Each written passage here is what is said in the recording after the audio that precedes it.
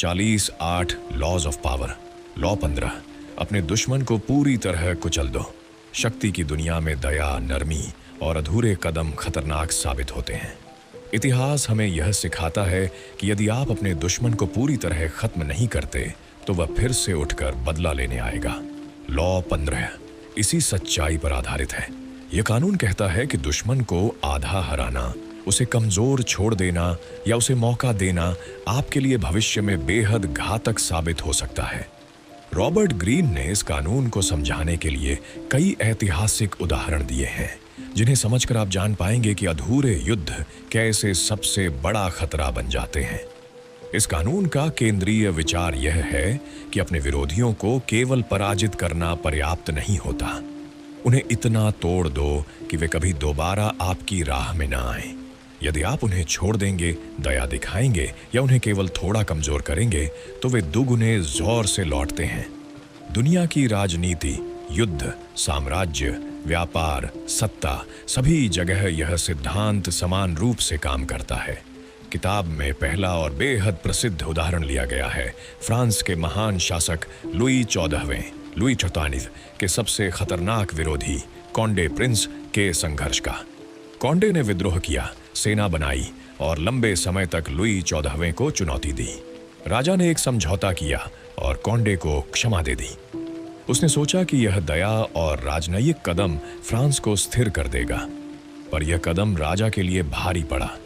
Conde ने अपनी शक्तियां दोबारा जमा की, अपने समर्थकों को वापस खड़ा किया और फिर राजा के खिलाफ षड्यंत्र शुरू कर दिया।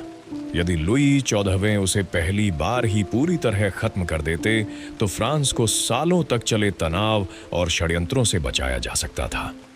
लॉ 15 हमें यही समझाता है कि अधूरा बदला आपको महंगा पड़ सकता है। इसके बाद किताब में एक महत्वपूर्ण उदाहरण आता है हनीबल और रोमन साम्राज्य के संघर्ष का।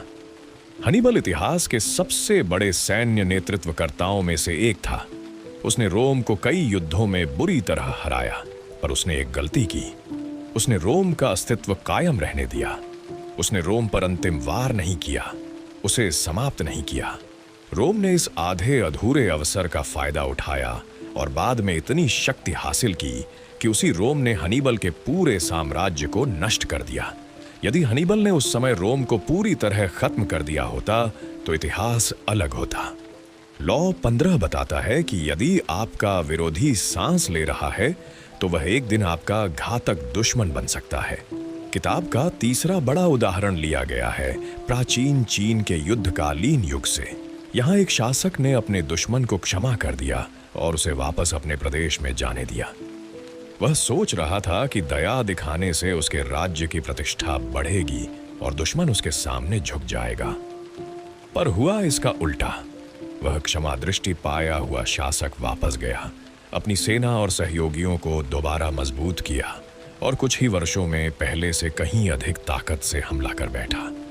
इस प्रकार दया शक्ति नहीं बल्कि कमजोरी सिद्ध हुई। एक और गहरा उदाहरण मिलता है सैक्सन और नॉर्मन संघर्ष से, जिसे रॉबर्ट ग्रीन ने लॉ 15 में शामिल किया। विलियम द कॉन्करर जब ब्रिटेन पर शासन जमा रहा था तब उसने कई बागियों को दबाया, लेकिन कुछ छोटे विद्रोहियों को उसने मामूली समझकर छोड़ दिया। वे बागी धीरे धीरे एकजुट हुए और भविष्य में बड़े पैमाने पर विद्रोह शुरू किया, जिसे दबाने में विलियम को अत्यधिक समय, संसाधन और हिंसा का सहारा लेना पड़ा। यह उदाहरण साबित करता है कि किसी छोटे दुश्मन को छोटा समझकर छोड़ देना रणनीतिक भूल होती है।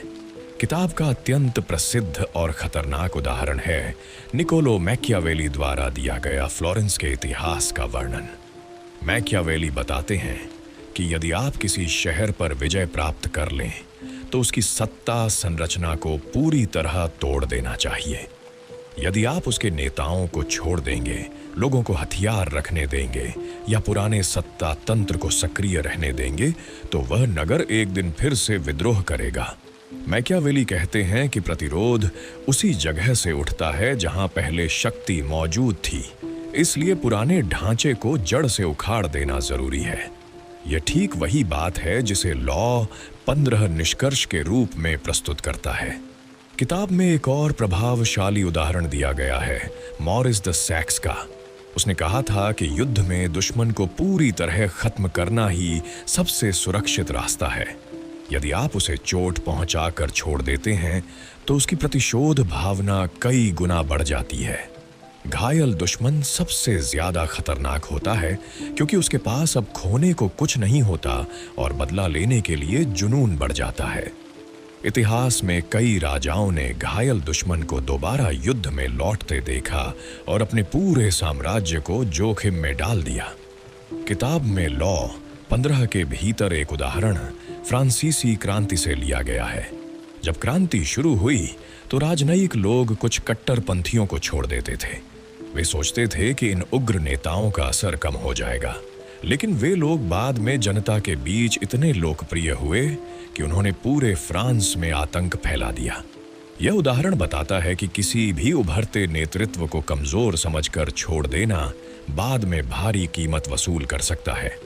लॉ 15 यह भी समझाता है कि दुश्मन को खत्म करना केवल शारीरिक रूप से नष्ट करना नहीं है। इसका अर्थ है उसे मानसिक, राजनीतिक, सामाजिक और रणनीतिक रूप से इतना कमजोर कर देना कि वह वापस खड़े होने की हिम्मत भी न कर सके। यदि आप केवल शरीर को हराते हैं, मन को नहीं, तो वह व्यक्ति एक दिन फिर से उठेगा। किताब में बताई गई कहानी दरअसल यही दर्शाती है कि शक्ति का खेल मनोवैज्ञानिक है और मनोवैज्ञानिक विजय ही स्थायी होती है। किताब में दिया गया एक और उदाहरण प्राचीन फारस के साम्राज्य से है। कई बार राजा अपने विद्रोहियों को क्षमा दे देते थे, पर वे बाद में दुश्मनों के साथ मिलकर दोबारा हमला करते थे। जब यह घटनाएं बार बार हुईं, तब फारसी शासकों ने अपने उन मंत्रियों को दंडित किया जिन्होंने उन्हें क्षमा नीति अपनाने का सुझाव दिया था। इस घटना का उल्लेख यह बताने के लिए किया गया है कि दया हमेशा बुद्धिमत्ता का संकेत नहीं होती, कभी-कभी वह मूर्खता का प्रमाण होती है। लॉ 15 का अंतिम और सबसे महत्वपूर्ण निष्कर्ष यह है कि यदि आप सामना कर रहे हैं किसी ऐसे विरोधी से जिसे सत्ता, प्रतिष्ठा या अस्तित्व का खतरा महसूस हो रहा हो, तो उसे आधा छोड़ना सबसे बड़ा जोखिम है। ऐसे लोग बदला लेने के लिए किसी भी हद तक जा सकते हैं। इतिहास में सबसे खूनी विद्रोह, सबसे बड़े षड्यंत्र और सबसे भयंकर युद्ध उन दुश्मनों ने किए जो कभी क्षमा किए गए थे और वापस उठ खड़े हुए। लॉ 15 आपको चेतावनी देता है कि यदि आप शक्ति के खेल में हैं, तो दया आपके लिए कमजोरी का परिचय हो सकती है।